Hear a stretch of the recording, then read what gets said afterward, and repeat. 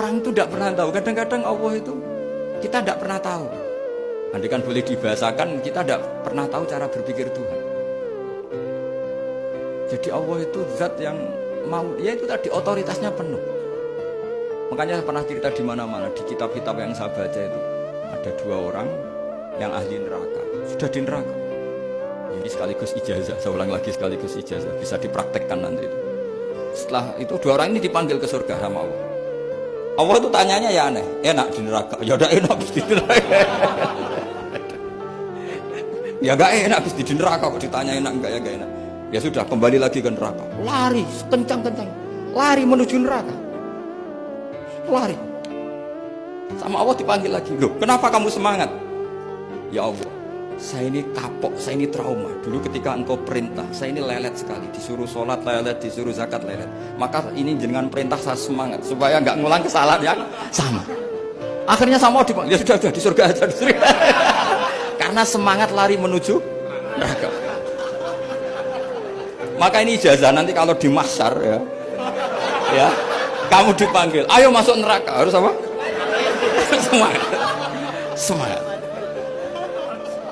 Harus semangat. Oke Gusti, semangat.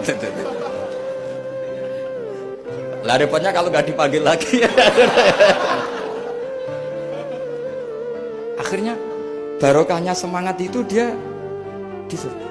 Kita tidak pernah tahu cara berpikir Tuhan. Nanti kan boleh dibahasakan seperti itu. Yang satu, ayo kembali lagi ke neraka. Tolah itu, jalan oleh lagi. Sampai itu nggak semangat oleh lagi. Terus ditanya sama, kenapa kamu tolah itu?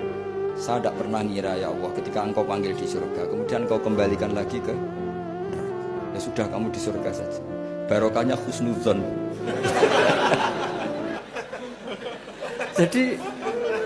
jadi Tuhan itu unik.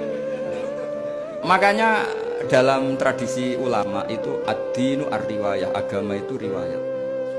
Sebagian diredaksikan inna hadzal ilma dinun fanzuru amman ta'khuduna dinakum. Agama ini, ilmu ini agama, maka lihat riwayatnya.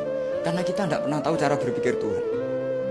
Kita harus mengikuti riwayat yang diutarakan Rasulullah SAW. Karena kita tidak pernah tahu. Kayak tadi ada orang diinjek, kita mesti kan terprovokasi ingin bela yang sujud menyalahkan yang injek. Tapi ketika yang sujud mencatat nama Tuhan, Allah tidak akan memaafkan kamu. Itu Tuhan tersinggung karena sifatnya direduksi satu, diambil satu, disembunyikan satu. Loh ada kan dia begini mungkin malah Allah maklumi. Saya tidak akan maafkan kamu. Enggak apa-apa Allah, kan saya. Kan tidak mencatat namanya Allah. Selama hidup saya tidak akan maafkan kamu. Allah enggak akan tersinggung. Karena dia sebagai manusia tentu punya dendam, punya rasa mangkel, punya emosi. Tapi kalau ketika bilang Allah tidak akan maafkan kamu, berarti dia mencatat statusnya Allah. Dan Allah disifatkan hanya satu dari sifatnya Allah, yaitu hanya sifat menyiksa. Padahal Allah punya sifat memaafkan.